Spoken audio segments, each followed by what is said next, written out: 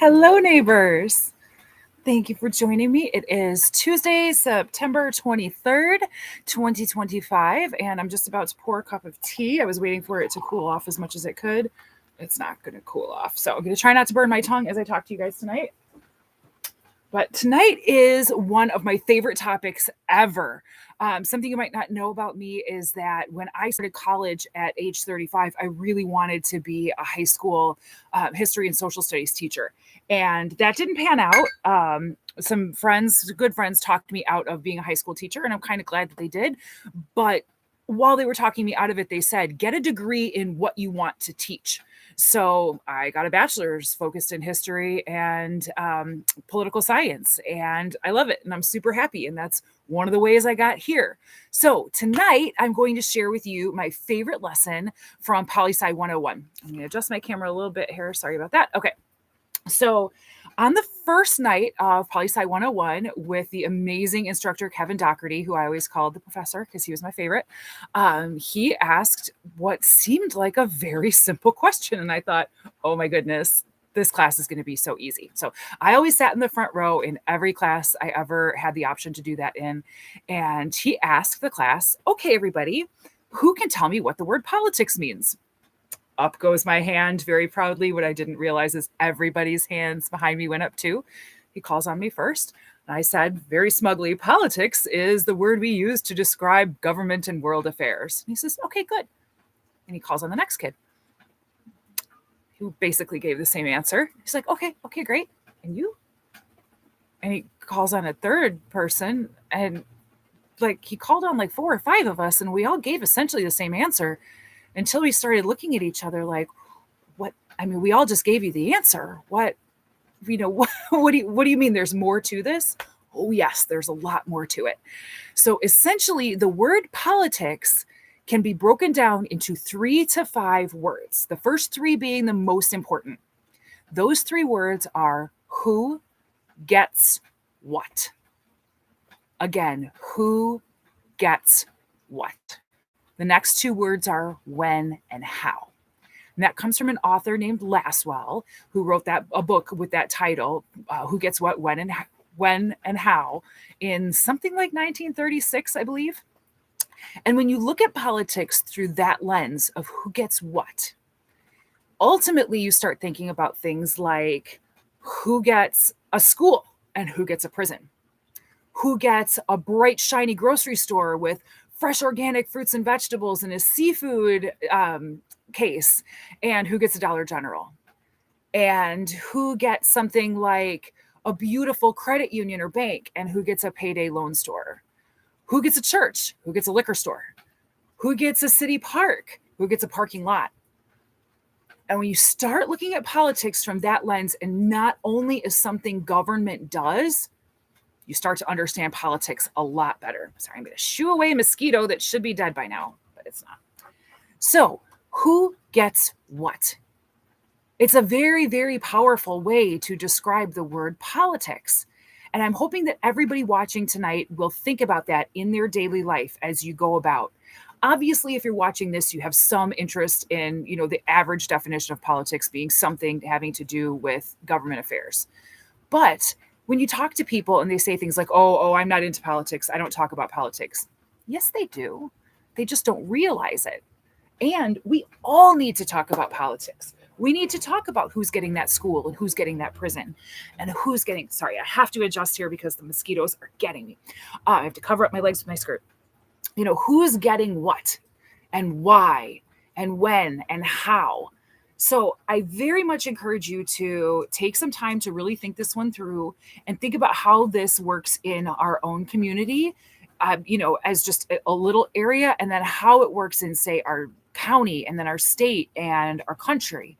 And to think about things like who gets clean water and who doesn't, who gets lead pipes.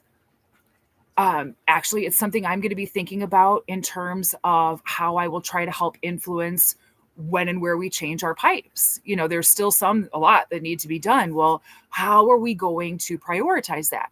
I'm sure they have a plan in place now, but who made those decisions? Was that something that came before the board? Did they stop and think, well, we have a school on this line and maybe, a nursing home on this line. We have residents here. We have 5 houses there. We have 25 here. How are these things determined? It's a very hard question in the case of who gets clean water. Very, very hard. In fact, I'm not looking forward to having to help make decisions like that, but I know that it has to be done. We can also look at how this affects us in terms of where our funding comes from, because you can also say things like who gets taxed and who doesn't, who pays more, who pays less, who gets a higher bill or who gets a lower bill, things like that. So please put a little bit of thought today and, in the next day or so as this crosses your mind. Let some traffic go by. Please put a little bit of thought into who gets what. You can think about it even in your own family. Think about, when finances are tight, who gets a new winter coat? Who gets boots? What do you buy at the store? Who gets, a nice birthday party and maybe who doesn't that year? And think about politics in a broader sense rather than just what the government decides. So I hope that everybody will take a few minutes and, put some thought into that. This is a very short video today. I haven't burnt my tongue yet because I haven't had any tea, but I want to look and see if, I know there's a few people watching tonight, but I want to see if there are any questions. There are not, but obviously, we didn't learn this lesson in my poli-sci class in 7 minutes. We spent the whole hour unpacking how this works and, which great thinkers help determine these things and such. But you didn't go to school for poli-sci. You're not here for a complete poli-sci lesson, just the Cliff's Notes version. So that's what I gave you tonight. But please really give it some thought. And feel free to comment on this video or to pop on Facebook or send me a message at angeljohnstontr@gmail.com. I'd love to hear your thoughts and hear who you think should get what, when, and how.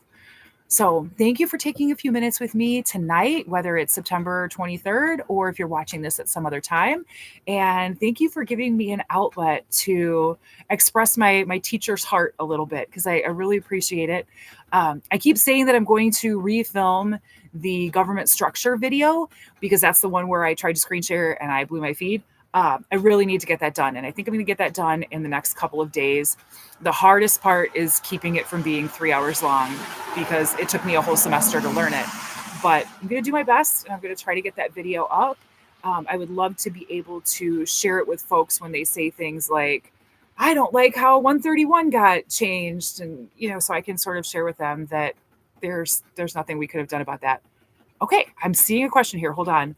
A lovely, lovely resident named Sherry, who I've been getting to know. She says, Angel, I've never been political, but my grandchildren living in this community, what do I really gotta, there's a typo in here and I'm trying to, please don't go. What do I really have to do to get the best for them?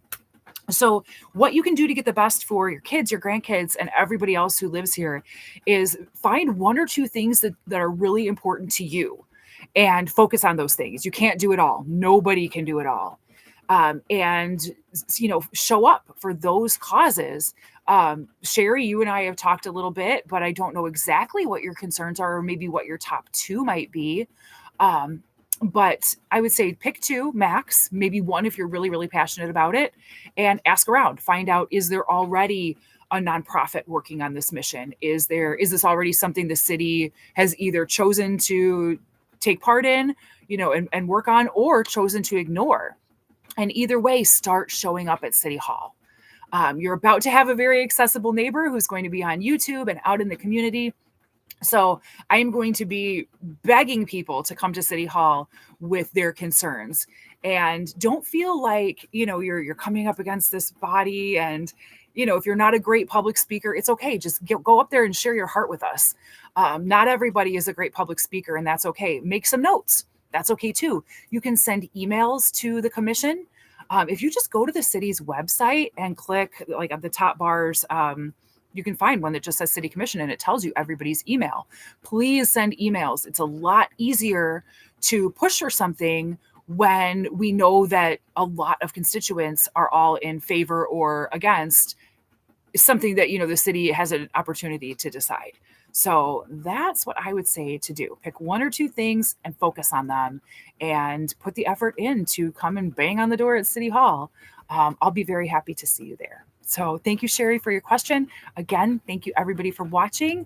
I hope you have a wonderful rest of this rainy night. Thank you for hanging out. Take care.